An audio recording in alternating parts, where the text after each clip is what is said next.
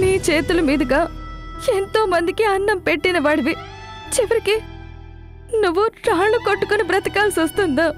పర్వాలేదమ్మా, తప్పే ఉంది.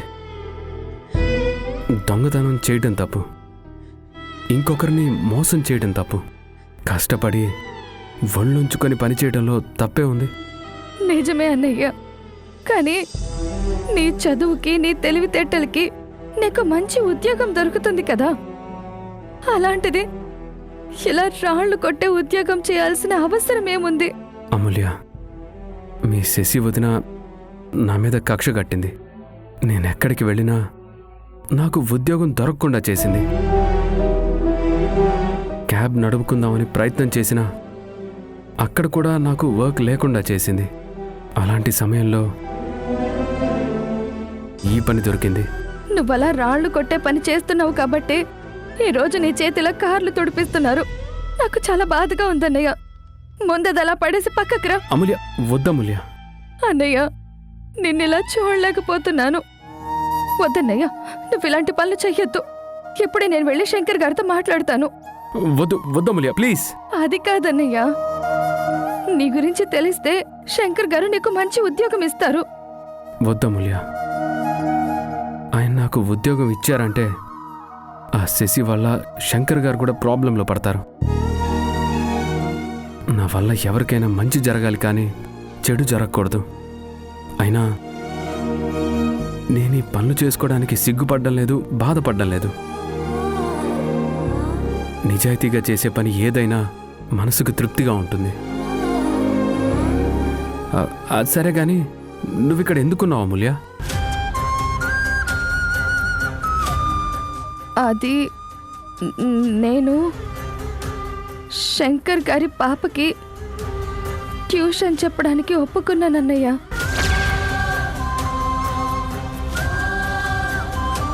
నువ్వు ట్యూషన్ చెప్తున్నావా? అవును. చందు సంగతి నీకు తెలిసిందే కదా అన్నయ్య. తను ఏ పని చేయడం లేదు. పైగా ఈ మధ్యన ఆన్లైన్ బెట్టింగులకి అలవాటు పడిపోయాడు.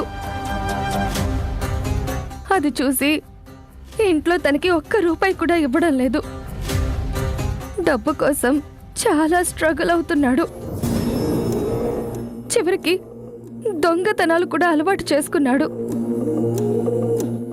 అందుకే అన్నయ్య నేను ట్యూషన్ చెప్పడానికి ఒప్పుకున్నాను.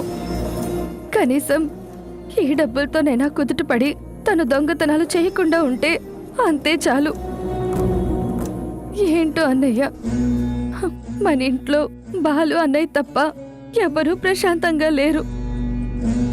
ఎవరిని ఆ శశి వదిన ప్రశాంతంగా ఉండనివ్వడం లేదు. ఇటు చూస్తే నీ పరిస్థితి ఇలా ఉంది, అటు ఆదిత్య అన్నయ్య పరిస్థితి అలా ఉంది. ఇక నా సంగతి చెప్పాల్సిన అవసరం లేదు. దీనికంతటికీ కారణం ఆ శశి. అసలు మన కుటుంబం మీద ఇంతలా పగ ఎందుకు పెంచుకుందో నాకు ఇప్పటికీ అర్థం కావడం లేదన్నయ్య.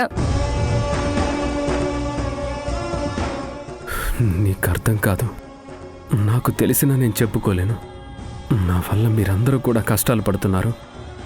నన్ను క్షమించమ్మా. సరేలే అమూల్య, మన కుటుంబం కోసం మనం కష్టపడ్డంలో తప్పే ఉంది. అమూల్య, నేను చేస్తున్న పని గురించి దయచేసి మీ సీత వదిన కానీ అమ్మకు కానీ తెలియనివ్వకు. ఎందుకంటే అమ్మా, ఇప్పుడు నువ్వు బాధపడినట్టే వాళ్ళు కూడా బాధపడతారు. ఎవరు బాధపడినా నేను తట్టుకోలేను. దయచేసి ఈ నిజం నీ మనసులోనే దాచుకోమ్మా. అలాగే అన్నయ్య, కానీ నేను ఇలా ట్యూషన్ చెప్తున్న విషయం కూడా నువ్వు అమ్మకి చెప్పొద్దన్నయ్య. అలాగేనమ్మా, వీలైతే ఒకసారి ఇంటికి రామా. నువ్వు వస్తే మీ వదిన చాలా సంతోషపడుతుంది. అలాగే అన్నయ్య, నేను వెళ్ళొస్తాను. జాగ్రత్తమ్మా.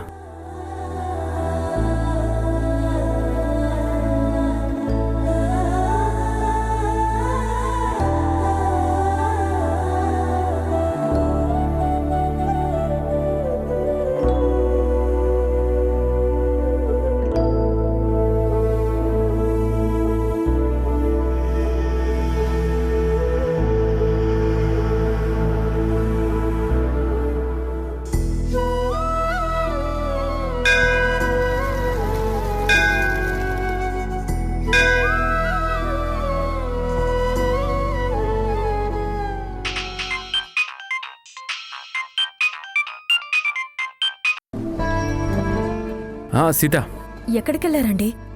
గుడికొచ్చాను సీత. అవునా? మరి నాతో చెప్తే నేను కూడా వచ్చేదాన్ని కదా. నేను అమ్మవారి దర్శనం కోసం రాలే సీత, మా అమ్మ దర్శనం కోసం వచ్చాను.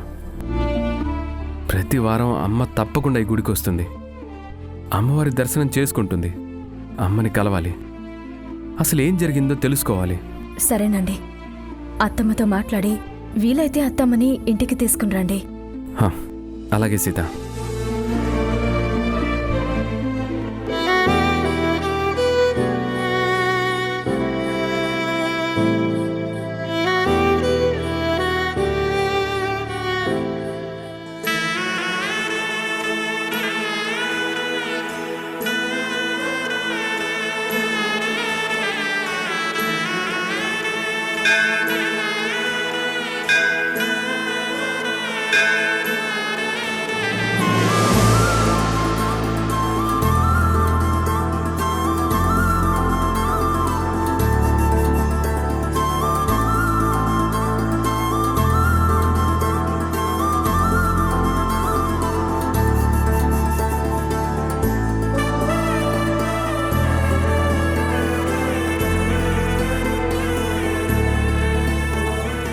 అమ్మా,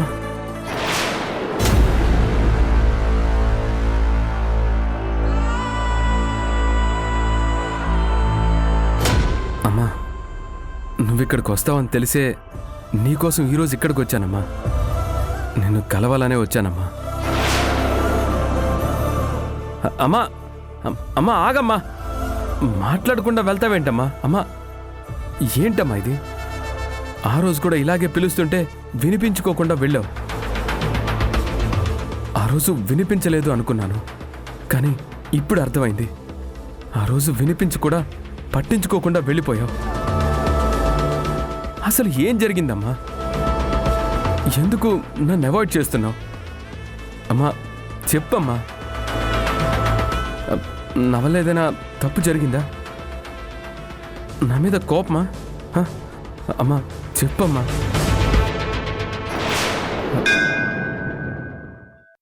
చూడు బాబు, నువ్వెవరో నాకు తెలీదు. ఆ రోజు కూడా ఇలాగే అమ్మ అమ్మ అంటూ వెంట పడ్డావు. నేను పట్టించుకోలేదు. ఇప్పుడు అలాగే చేస్తున్నావు. నేను మీ అమ్మని కాను. నువ్వు ఎవరిని చూసి ఎవరనుకున్నావో ఇంకెప్పుడు నన్ను అలా పిలవకు.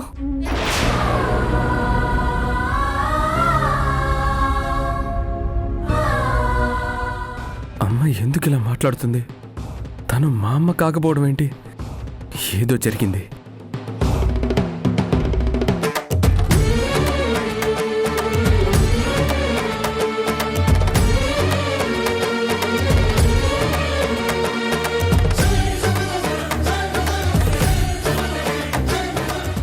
అమ్మా చెప్పమ్మా, ఇది నీకు న్యాయంగా ఉందా చెప్పమ్మా? సకల జీవకోటికి అమ్మవయ్యుండి అమ్మ అని పిలుస్తుంటే పట్టించుకోకపోవడం ఏంటమ్మా? నన్ను ఎంత ప్రేమగా పెంచావు. నీ కడుపున పుట్టకపోయినా కన్న బిడ్డల కంటే ప్రేమగా పెంచావు. అలాంటిది ఈరోజు నీ కళ్ళ ముందు కనిపించినా కనికరించకుండా వదిలేస్తావా అమ్మా? నా మీద కోపమా? నీ మాట కాదని ఇంటి గడప దాటి వచ్చినందుకు ఇలా శిక్షిస్తున్నావమ్మా? లేదంటే పేగుని తెంచుకోలేదని ప్రేమని తెంచుకొని దూరం చేస్తున్నావమ్మా?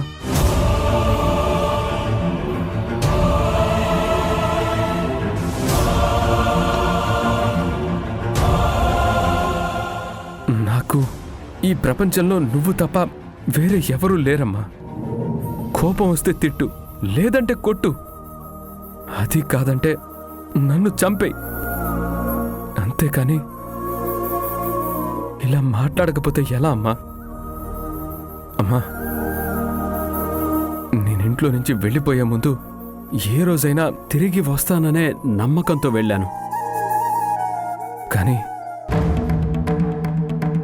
నేను నీ కొడుకునే కాదంటుంటే ఇక జన్మలో నేను మా అమ్మని కలవలేననే భయం వేస్తుంది. దయచేసి ఒక్కసారి నాతో మాట్లాడమ్మా. శతమానం భవతి శతాయ పురుష శతేంద్రియ ఆయుష్యేవేంద్రియే ప్రతిష్టతి.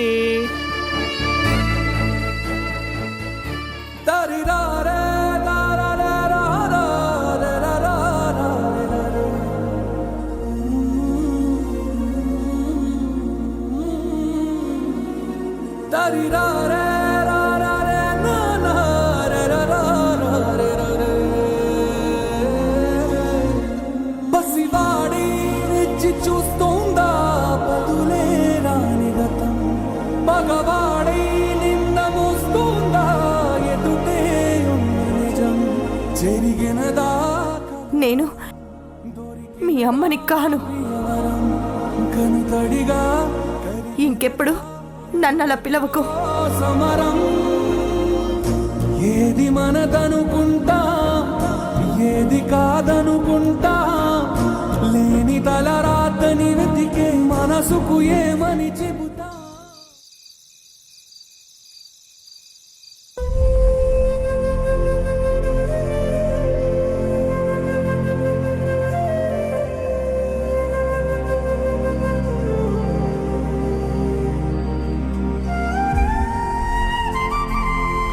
ఏటమ్మగారు, ఏట అలగున్నారేటి? ఈయనింకా ఇంటికి రాలేదు రత్తాలు. ఉదయం అనగా వెళ్లారు, ఇప్పటి వరకు రాలేదు. అదేటండి, ఓ పాలి ఫోన్ చేయిపోయారా? ఫోన్ చేస్తుంటే లిఫ్ట్ చేయడం లేదు రత్తాలు. నాకు చాలా భయంగా ఉంది. ఊరుకోండమ్మగారు, ఆ బాబుగారు ఏమైనా చిన్నపిల్లాడా ఏటి తప్పిపోవడానికి? వచ్చేస్తారులేండి.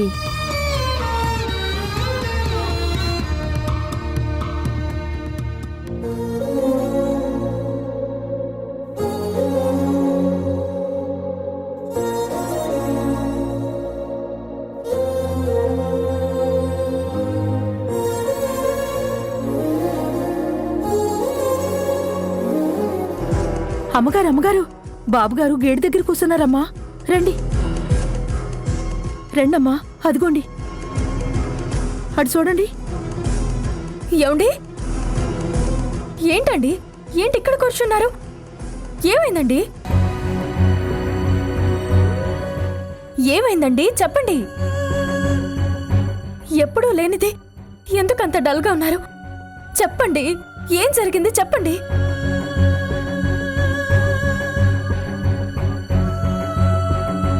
సీత, అమ్మ నాతో మాట్లాడటం మానేసింది సీత.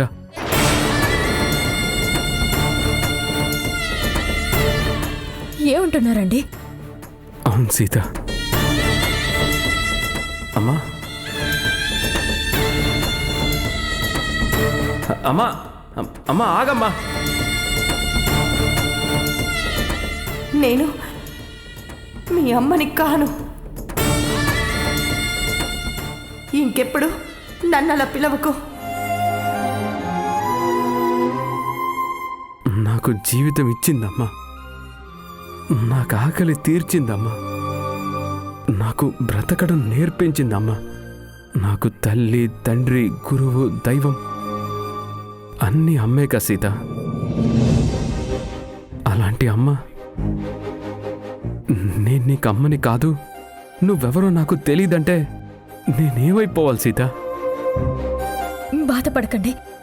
ఏదో బలమైన కారణం లేకుండా అత్తమ్మలా మాట్లాడరు.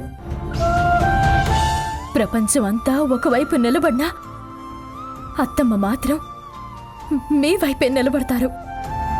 అలాంటి మనిషి మీరెదురుగా నిలబడి అమ్మా అని పిలిచినా మాట్లాడలేదు అంటే ఏదో ఒక్క కారణం ఉంటుందండి.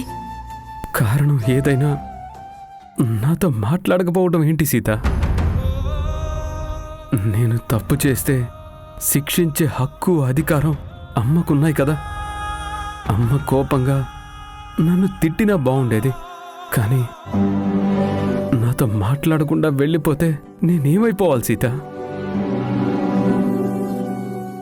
ఆ రోజు నేను పిలుస్తున్నా తను పలక్కుండా వెళ్ళిపోయిన రోజు నన్ను చూడలేదు అనుకున్నాను. నీ ఫోన్ లిఫ్ట్ చేయకపోతే ఏదో పనిలో ఉందేమో అనుకున్నాను. కానీ ఈరోజు అమ్మా అమ్మా అని పసిపిల్లాడిలా వెంటపడినా నన్ను పట్టించుకోకుండా వెళ్ళిపోయింది సీత. బాధపడకండి. అమ్మ మీతో మాట్లాడలేదు అని మీరిక్కడ ఎంత బాధపడుతున్నారో అక్కడ అత్తమ్మ ఇంతకు 10 బాధపడుతూ ఉంటుందండి.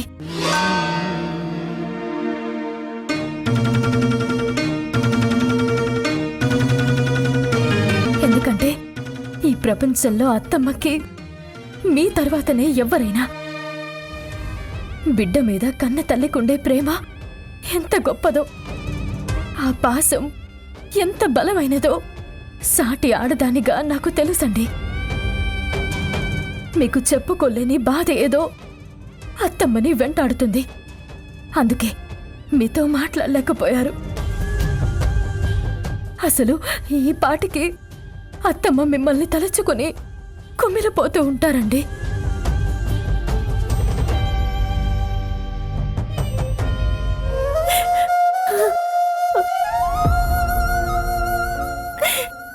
నాన్న,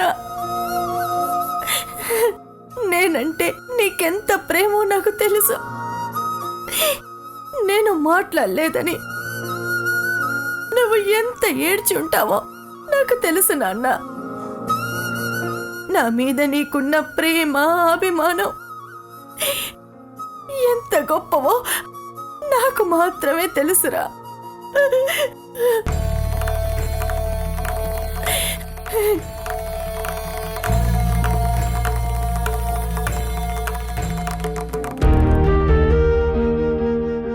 అమ్మా, నేను ఎగ్జామ్కి వెళ్తున్నాను. అమ్మా అమ్మా, ఏంటమ్మా, ఏమైంది? చెప్పమ్మా, ఏమైంది? చలి జ్వరం వచ్చినట్టుందిరా. అయ్యో అయ్యో,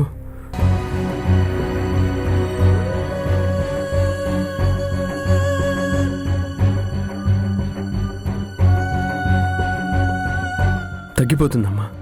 రాము, వద్దు నాన్న. అమ్మా, కాసేపు ఇలా కాళ్ళకి మర్దన చేస్తే బాడీ హీట్ అవుతుంది, చలి పోతుందమ్మా. ఇప్పుడు అదంతా వద్దులేరా. డాక్టర్ గారికి ఫోన్ చేశాను, వచ్చేస్తారులే. నీకు ఎగ్జామ్ టైం అవుతుంది, నువ్వు కాలేజీకి వెళ్ళు. ఎగ్జామ్ లేదు, ఏమీ లేదమ్మా. నీకిలా ఉంటే ఇంకా ఎగ్జామ్ ఏంటి? ఇలా కాళ్ళకి రబ్ చేస్తూ ఉంటే. రాము, నాకు తగ్గిపోతుందిరా. మీ నాన్న, తాతయ్య డాక్టర్ని తీసుకొస్తున్నారు, సరేనా? వాళ్ళు చూసుకుంటారులే. నువ్వు వెళ్ళు నాన్న. అమ్మా, నేను వెళ్ళను. నేను ఇలా వదిలేసి వెళ్ళినా నేనక్కడ ఎగ్జామ్ రాయలేను. నా మనసంతా ఇక్కడే ఉంటుందమ్మా. ఇవాళ నీకు ఫైనల్ ఎగ్జామ్ నాన్న. ఏం పర్వాలేదమ్మా, నీకంటే అదేం గొప్పది కాదు. తర్వాత సప్లిమెంటరీ రాసుకుంటాను, లేదంటే వదిలేస్తాను. నేను మాత్రం నేను వదిలి వెళ్ళను, అంతే.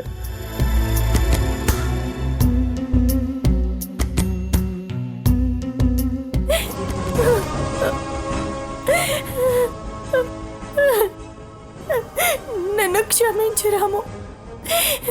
నా కోసం నువ్వు ఫైనల్ ఎగ్జామ్ని వదులుకున్నావు. నాకు చిన్న కష్టం వచ్చినా నువ్వు ఎంతగానో విలువిల్లాడిపోతావు. అలాంటిది నువ్వు నన్ను అమ్మా అమ్మా అని పిలుస్తుంటే నిర్దాక్షిణ్యంగా నిన్ను వదిలేసి వచ్చాను. నువ్వు నా కొడుకువే కాదన్నాన్రా. ఈ పాపిష్టి తల్లిని క్షమించరా.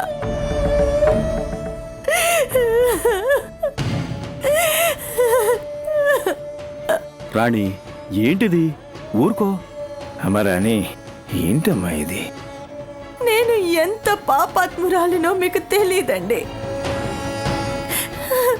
రాము నాతో మాట్లాడాలి అని వెంట పడుతున్నా నేను అస్సలు పట్టించుకోలేదు. నువ్వెవరో నాకు తెలియదు అన్నాను. ఆ మాట అన్నప్పుడు వాడి కళ్ళల్లో కనిపించిన కన్నీళ్ళు, ఆ బాధ ఇంకా ఇంకా నా కళ్ళ ముందే కదలాడుతోంది.